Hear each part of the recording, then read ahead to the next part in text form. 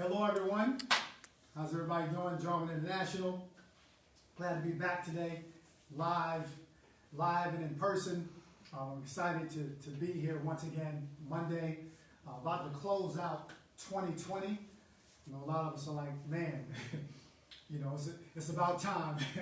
2020 has been, you know, really challenging for all of us, but, you know, thank God we're here. Thank God you're there. You know, we're excited to close out this year, you know, the right way. Thank you for tuning in. I thank you for all the visitors today. Thank you for following us and so forth. So today I'm going to talk about, obviously, you know, this is about legacy leadership. You know, Jarman International is a company that's geared towards the mantra of legacy leadership. And legacy leadership is true mentorship. So I'm going to take today to kind of talk about that, the legacy leadership, but also, and then we'll go into Thursday, getting prepared to close the year out the right way before January 1st, 2021 hits.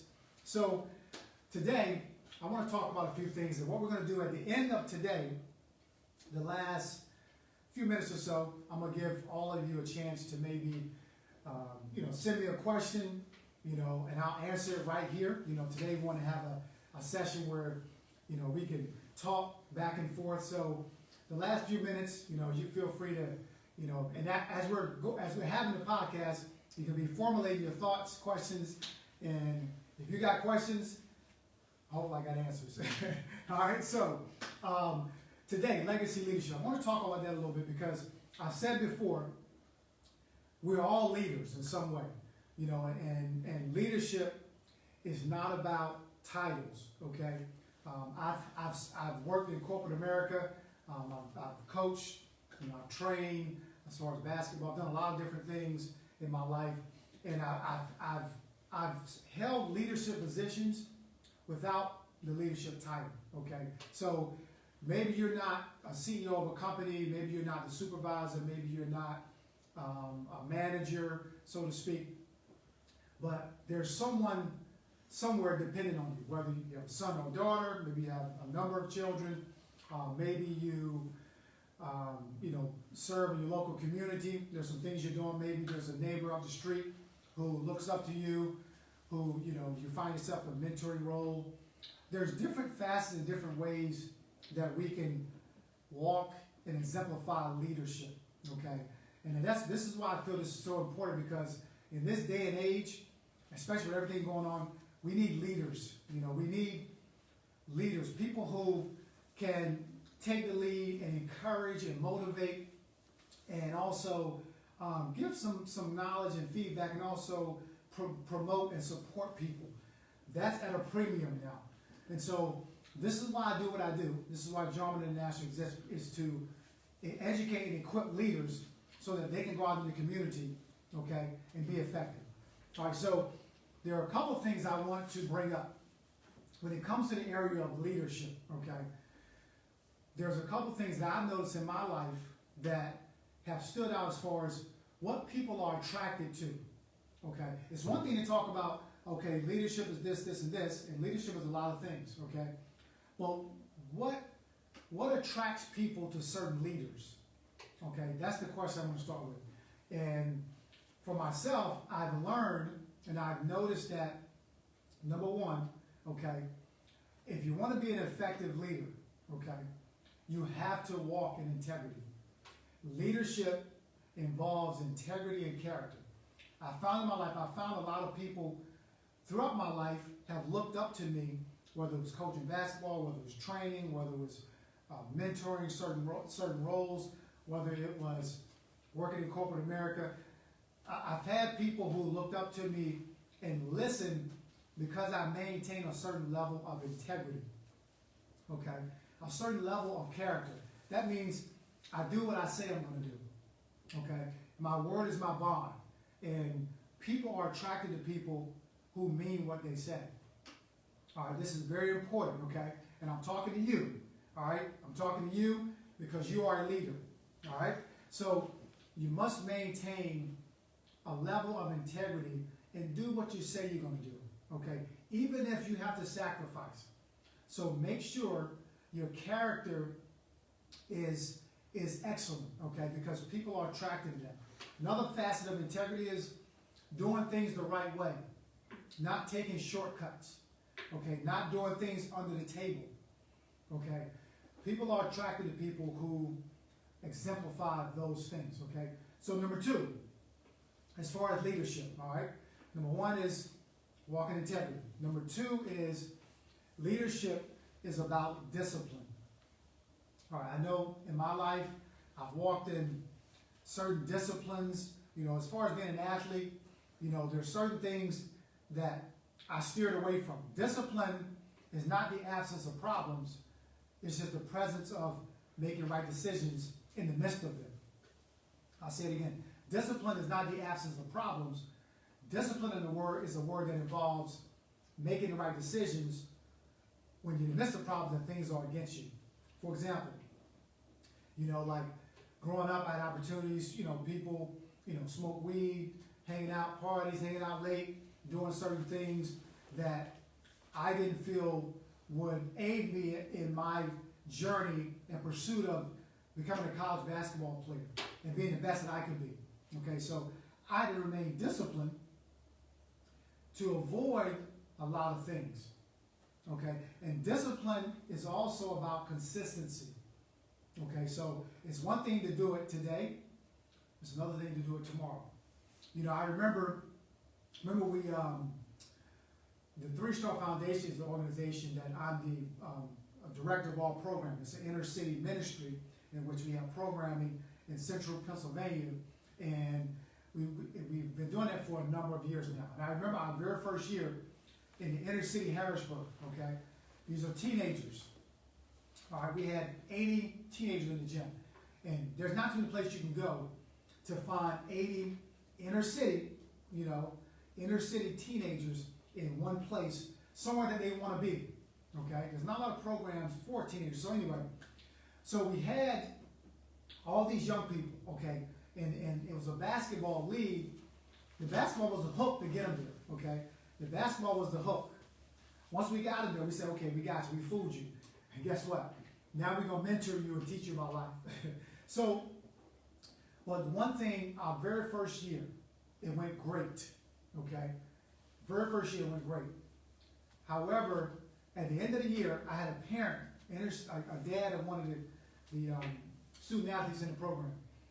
He came up to me and he shook my hand and said, "Man, Gerald," he said, "I commend you for what you're doing. This is excellent. This is what the city needs. What you guys are doing, being here for these young men." But this is what then he said this right here that stood out to me, and this was about 10 years ago. It never left me. He said, "This is great what you're doing, but it'll be greater, it'll be better if you show up here next year." And I was like, wow. It sounds simple. It sounds,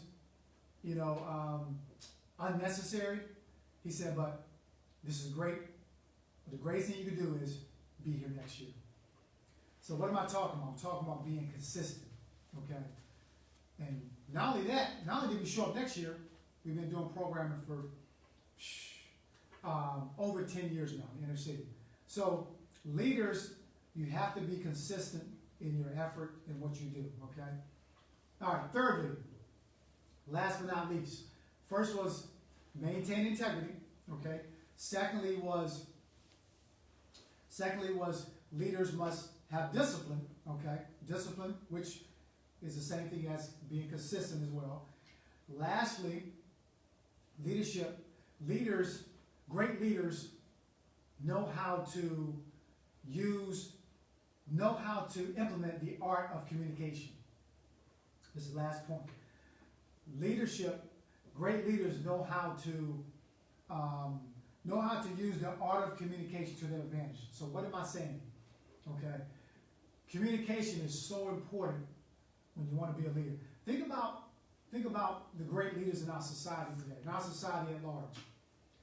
Great leaders know how to articulate their thoughts and ideas. I found some people are very gifted and talented okay? But they don't know how to articulate what they're thinking, okay? And if you talk to them later, they may say, yeah, I was thinking that, but. So you must understand and develop the art of communication. You got to be able to express yourself in a manner that people can understand, okay? You got to make it plain. Some people are too, as far as their verbiage and how they talk, their language, they're too up here. They're too academia and not relational. So we got to learn how to communicate effectively. Now, on the flip side of communication, great leaders are also great listeners. So you got to be able to dial it back sometime and listen to what people are saying. And I've seen in my life how I value people. The thing is, I value people. I value every person I come in contact with. And I think people are attracted to that. People are attracted to someone who shows that they care. Okay, now you do that through listening, okay, and eye contact, and your body posture. And these are probably, maybe you've heard these things before. They sound simple, but it's the simple things in life that produce great things. Okay, leadership is about mastering the simple things in life, over and over and over again. So those three things, I believe, are very important, and they are three things that attract people to leaders. So hopefully that was some food for thought for you. Again, these are things that I've implemented in my life. Certainly there's a lot more things that leadership entails, but I want to give some time now, as I said at the beginning. I want to give a few minutes. If anyone has any questions, any questions for me, feel free to take a minute now to type in your question, and I will answer it to the best of my ability. So I'll give you a few minutes now. It can involve any subject matter. I'm here to provide content, answer any questions personally about some things about my life that can maybe help you. So I'll give you a minute to share. Okay, I see one question from Macy. Thanks for your question, Macy. Macy Turner, what inspired you to start this podcast? That's a great question. Macy, what inspired me was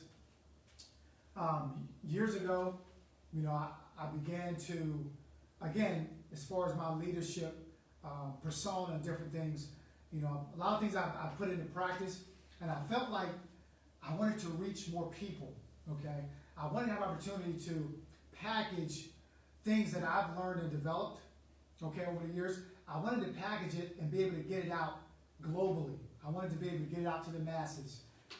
What I'm doing behind the scenes can be brought to the forefront. So that's why I started these podcasts. And I've had people who come up to me and ask me questions, and who are seeking different things and things for their own personal life. And I just felt like starting these podcasts will be able to reach a broader audience, so to speak. So hopefully that answered your question. Thank you for thinking of that. That was a great question. So anyone else have any other questions that I can answer for you? I'll give another minute or so.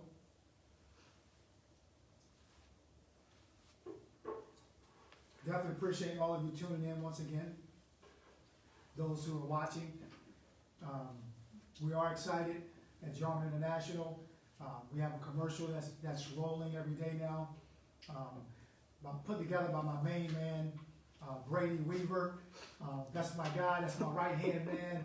He's behind the scenes. He's actually the one that's making all this work today. You guys think this is all me. I just take the credit for it because I'm in front of the screen. But Brady Weaver is the one. He's a senior at Kutztown University. Actually, he just wrapped up there. So, any other questions for me? If I have any other questions for me that I can attempt to answer. at this time.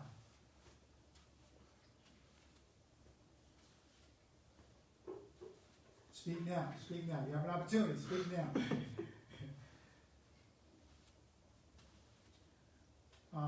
Okay, so if not, we will go ahead and wrap this up. We will thank you again for tuning in. I know others will tune in, even beyond this time. We're live now, but there will be a number of people who will tune in later and watch this at their leisure when they're able to. Some people may be busy over lunch, and that's understandable. So we will be back on Thursday. Good afternoon, Lizelle. How are you? Thank you for tuning in today. Good to see you. I know you're a faithful follower. Thank you for following our page, our podcast. Definitely appreciate your support. So shout out to you too as well. So as we close out 2020, this Thursday is going to be another awesome podcast. I'm preparing some things to close out this year the right way to enter into 2021. Because I have a phrase, I'm going to end with this. I have a saying, I have a phrase, the way you exit will determine how you enter. The way you exit will determine how you enter the next phase. Okay? So I'll let you chew on that one, and on Thursday we'll dive into it and go out with a bang and welcome 2021. So, all right. So thank you for tuning in. You guys have a great rest of your week. Don't forget, go to our YouTube page, YouTube channel, subscribe to it, hit the subscribe button. Spread the word, share this podcast with others, and don't forget, you're destined for greatness. And we'll see you on Thursday. Thanks for tuning in.